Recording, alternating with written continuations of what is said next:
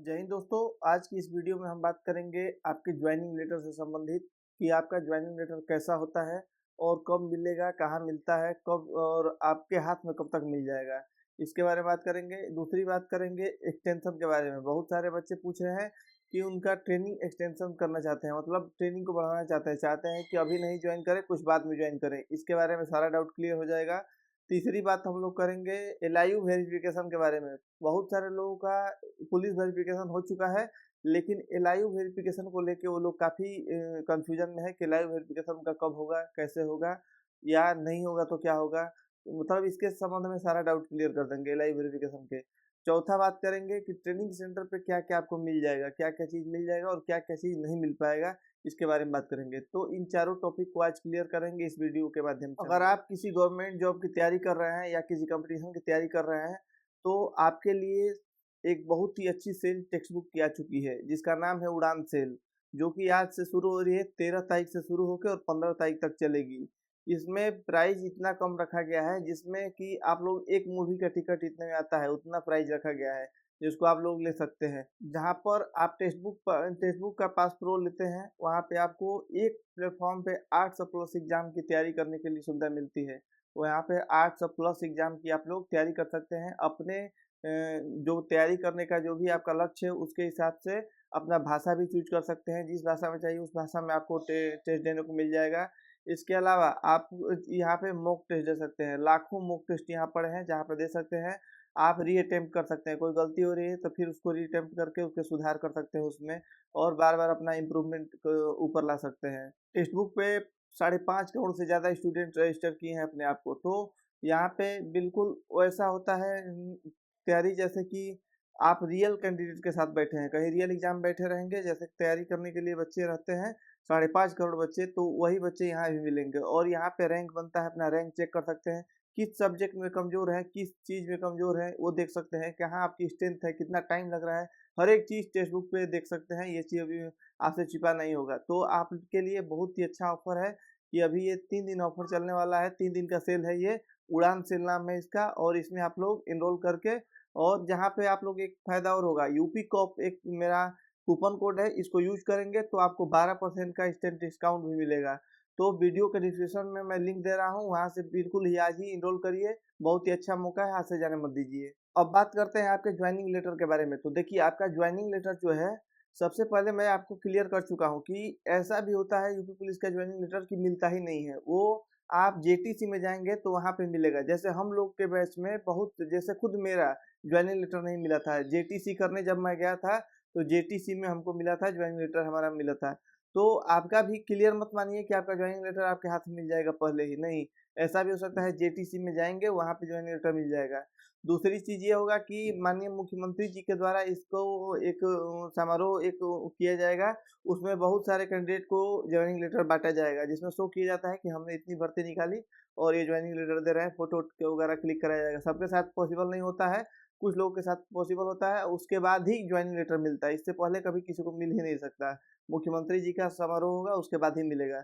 दूसरा चीज़ हो गया, तीसरा चीज़ ये हो गया कि अगर जिला का एसपी जो होता है, आपके जिले के एसपी जो है, अगर वो चाहें तो ज्वाइनिंग लेटर मंगवा के पहले ही और एक कैंप लगा के और बँटवा सकते हैं। ये तीनों ऑप्शन होता है।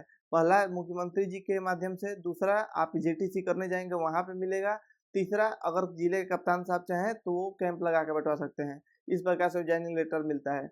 ज्वाइनिंग लेटर का फॉर्मेट क्या होता है, मैं आपको दिखा देता हूँ। ज्वाइनिंग लेटर यहाँ पे आप लोग देख सकते हैं, ये रहा ज्वाइनिंग लेटर आपका, ऐसे ही मिलेगा सेम टू सेम। बस आपका नाम लिखा रहेगा, जहाँ आपका जेटीसी रहेगा उस जेटीसी पे लिखा रहेगा। 2 साल की अस्थायी नियुक्ति के बारे में इसमें लिखा रहेगा कि आपको 2 साल के लिए अस्थायी नियुक्त किया जाता है।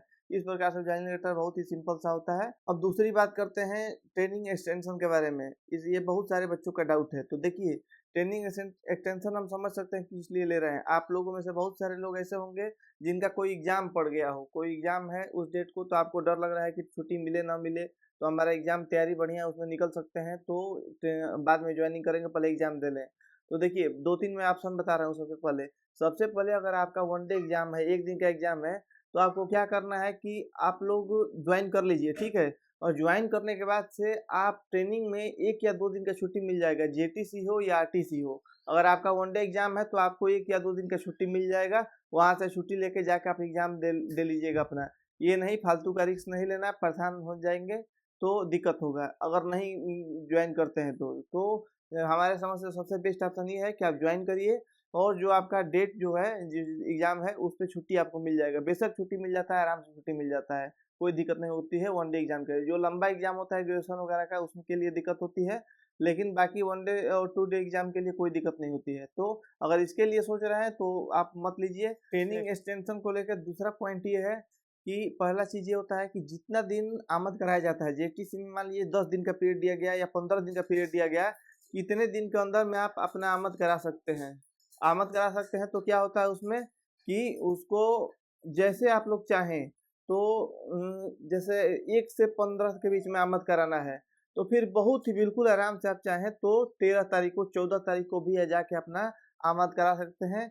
कोई समस्या नहीं होती, 1 पॉइंट समस्या नहीं होती उसके लिए, बस ये होता है कि 13 दिन का सैलरी आपको नहीं मिलेगा, जिस दिन से ज्वाइन करेंगे उसी दिन से सैलरी मिलेगा। तो जेटीसी का जितना समय होता है, जेटीसी में जो समय होता है उससे 1 या 2 दिन पहले भी जाके अगर आप आमद कराते हैं, तो भी आपको कोई समस्या नहीं होने वाली। तो दूसरा पॉइंट ये रहा।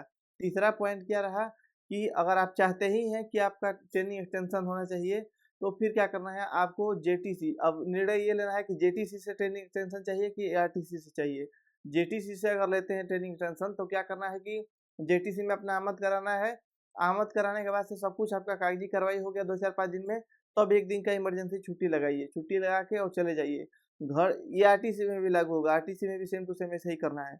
जेटीसी हो या आरटीसी, वहाँ से आप लोग छुट्टी लगाएँगे और घर चले जाएँगे। घर जाके आपको जितने दिन आपको रुकना है रुक लीजिए। आपको फ़ोन आएगा, थाने से आएगा, क्यों नहीं जा रहे हैं, तो अपना बता देना है कि मेडिकली प्रॉब्लम है हमको। तो क्या करना है कि आपको घर पे जाके और अनुपस्थित हो जाना है। अनुपस्थित हो जाएँगे, आपको मान लीजिए 1 महीना का काम है, 1 महीना बाद आप जाइए। 1 महीना बाद जाएँगे तो क्या जाना है आपको, प्रॉपर रीज़न लेके जाना है क्यों आप अनुपस्थित हुए हैं। किसी अच्छे डॉक्टर से एडमिट कार्ड वो बनवा लीजिए कि आप एडमिट थे, या मेडिकल करने का मतलब मेडिकल बनवा लीजिए तो सही रहता है। आपका सैलरी भी फिर मिल जाता है, टोटल सैलरी मिल जाता है, सब जितनी सुविधा मिली होती है सब कुछ जोड़ के मिल जाता है। तो आप लोग चाहें तो घर जाके छुट्टी लेना है यहाँ से पहले, और घर जाकर अनुपस्थित हो जाना है और फ़ोन करके बता देना है अपने आरटीसी या जेटीसी प्रभारी को फ़ोन करके बता देना है कि हमको मेडिकल में प्रॉब्लम है, ये प्रॉब्लम है, हम भर्ती हो गए हैं। और वहाँ से आप लोग चाहें तो 1 महीना 40 दिन तक अपना रुक सकते हैं, और रुक के उसके बाद से फिर वापस आइए। अपना फिर आमद करवाना होता है। जो सीओ साहब होंगे या आरटीसी प्रभारी होंगे, वो साइन लिख के एप्लीकेशन आप देंगे कि हमारी मेडिकल में प्रॉब्लम थी, इस वजह से मैं नहीं आ पाया। तो आपका मेडिकल देखेंगे वो, देख के कहेंगे कि आमद करने का आदेश दे देंगे। फिर आप पे एक आपकी फाइल खुलेगी, उसमें जाँच होता है कि हाँ, मेडिकल का सही है कि नहीं है। तो आप कागज़ बनवा के सरकारी एमबीबीएस डॉक्टर से लाइएगा, और उसके बाद से आपका सब कुछ अप्रूव हो जाता है, आपका सैलरी भी अगले महीने से आने लगता है।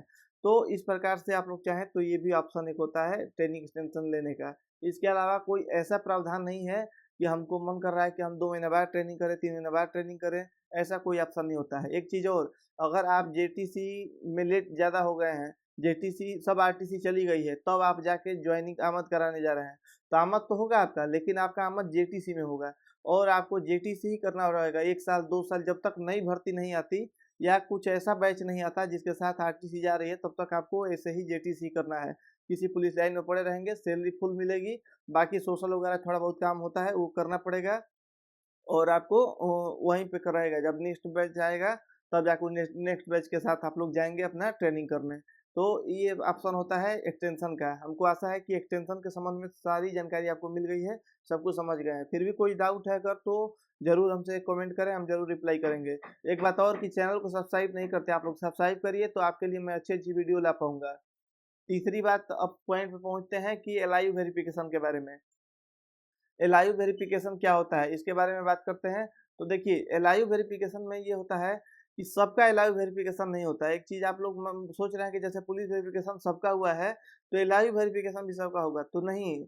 आपको पता नहीं होगा, वेरिफिकेशन 3 टाइप से होता है। पहला होता है पुलिस वेरिफिकेशन थाने के स्तर से, दूसरा डीसीआरबी का वेरिफिकेशन होता है जो जिला के स्तर से होता है, तीसरा एलआईयू का वेरिफिकेशन होता है जो थाने और जिला दोनों के स्तर से होता है। तो जो पुलिस वेरिफिकेशन थाने वाला है वो सबका होता है, कंपल्सरी होता है, लेकिन डीसीआरबी जो है, जो थाना वाला रिपोर्ट आता है उसी के हिसाब से नाम चेक कर लेती है और चेक करके अपना रिपोर्ट लगा देती है। एलआईयू भी सेम टू सेम यही काम करती है।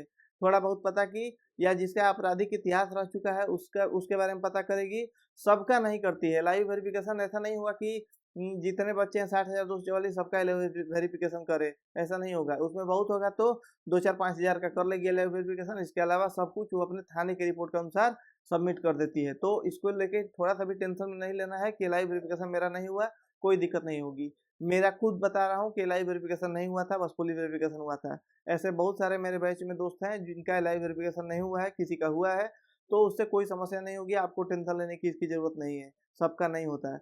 आशा है कि ये पॉइंट भी आप लोग समझ गए लाइव वेरिफिकेशन के बारे में भी। अब कुछ लोग पूछ रहे हैं कि ट्रेनिंग सेंटर में क्या-क्या सुविधा मिलेगी, या वो बक्सा लेके जाएँ या ट्रॉली लेके जाएँ। तो देखिए, अभी हम अपना बता रहे हैं तो हम ट्रॉली लेके ही गए थे, बक्सा लेके नहीं गए थे। लेकिन बक्सा जो होता है उसका वो एक होता है, उसका भाग होता है, ट्रेनिंग का भाग होता है बक्सा। कई बार वही बक्सा सर पे लाद के और दौड़ा देते हैं वो लोग कि ये भी परेड है, बक्सा परेड बोलते हैं उसको। तो बक्सा वहाँ पे जाके छोटा-सा एक बक्सा है, हल्का बक्सा खरीदवा देंगे वो लोग, एक ही जैसा सबका बक्सा रहेगा, खरीद लीजिएगा आप लोग भी। तो लेके जाने की ज़रूरत नहीं है, ट्रॉली बैग लेके जाइए बढ़िया से वीआईपी बन के, और वहाँ जाके अपना एक बक्सा खरीद लीजिएगा, ना कि यहीं से लेके बक्सा आपको जाना है। बक्सा में सेफ्टी भी रहता है कि कुछ चूहा-वूहा नहीं काट पाता, या वो कुछ मुड़ता नहीं है, वर्दी है उसमें रख दिए तो मुड़ेगा नहीं, खाने-पीने वाला सामान रख देंगे, ताला मार देंगे, ये सब सुविधा होता है बक्सा में। तो और बक्सा ट्रेनिंग का एक भाग भी होता है, तो बक्सा लेके वहाँ पे रखना है आपको, चाहे यहाँ से ले जाएँ या वहाँ खरीदें। तो यहाँ से ले जाएँगे भारी हो जाएगा, इसीलिए वहीं पे जाके आप लोग खरीद लीजिएगा। अब एक चीज़ और बता रहे हैं कि ट्रेनिंग सेंटर में आपको खाने-पीने की कोई दिक्कत नहीं होगी। खाना तो ख़ैर मेस में 2 ही टाइम मिलता है, एक सुबह में, एक शाम में। लेकिन एक चीज़ और बता रहा हूँ कि आपको हर एक चीज़ मिल जाएगा। आपको जूस की दुकान, आपको अंडा की दुकान और नॉन-वेज वॉन-वेज की दुकान भी आस-पास मिल जाती है। हर एक सेंटर पर लगभग नहीं भी रहता है तो बुलवा दिया जाता है। फल-फ्रूट जितना रहता है सब बेचने वाले आते हैं, वहाँ से आप लोग खरीद सकते हैं। चाहे आप लोग चाहें तो ऑनलाइन स्विगी वगैरह से मँगा सकते हैं, कब जो भी ऑनलाइन खाना फूड ऑर्डर करते हैं, अगर आपके शहर में अवेलेबल है तो वहाँ से मँगा सकते हैं, मँगा के खा सकते हैं, कोई इश्यू नहीं होता है। तो खाने-पीने को लेके कोई ख़ास समस्या नहीं होती है। बाकी मेस का खाना रहता ही है, और डाइट वगैरह अपना बढ़िया से घी वो लोग रखे रहते हैं, बिस्किट नमकीन रखे रहते हैं। कैंटीन भी चलता है, पुलिस लाइन में कैंटीन रहता है जहाँ पे आपको सब सामान मिल जाएगा, चाय पीने के लिए मिल जाएगा। ये सारा चीज़ खाने-पीने की दिक्कत नहीं होती है ट्रेनिंग में, बस आपको पैसा खर्चा करना होता है, तो आपको सब कुछ मिल जाता है। तो मुझे विश्वास है कि आप लोग का सारा डाउट दूर हो गया है, और इसके बारे में अभी कोई आपको डाउट नहीं है। अगर कोई डाउट अभी फिर भी लग रहा है कि है नहीं ये चीज़ नहीं बता पाए हैं, अब हमको पूछना चाहिए, तो आप कमेंट करिए, मैं ज़रूर रिप्लाई करूँगा। वीडियो अच्छा लगा हो तो अपने दोस्तों के साथ भी शेयर करें, और चैनल को ज़रूर सब्सक्राइब करके सपोर्ट करें चैनल को, कि मैं ऐसे-ऐसे वीडियो आपके लिए ला सकूँ। मिलते हैं अगले वीडियो में, तब तक के लिए जय हिंद।